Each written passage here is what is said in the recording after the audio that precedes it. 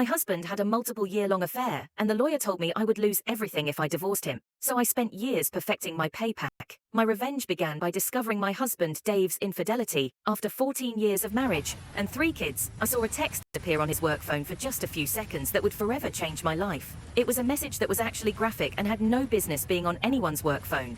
It was on the lock screen in the sender's name. I just froze. My first thoughts were, what the hell was that about? It's his work phone. That kind of message gets people fired. Then it hit me, was Dave having an affair? It's amazing how the brain works. I suddenly started remembering a lot of things Dave had done that seemed odd, but I'd either dismissed them myself or immediately accepted his explanation. He was always walking out of the room to answer a call or return a text and claimed that it would violate HIPAA. He was a nurse if I overheard him talking about a patient.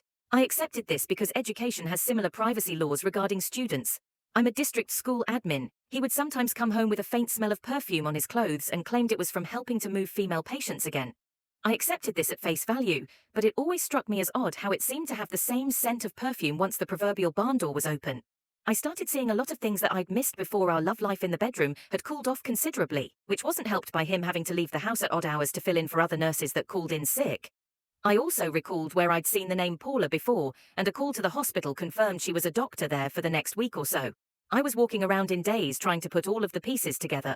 One of our kids had left a book in Dave's car, so it was an excuse to visit the hospital. My kid went up to get Dave's car key.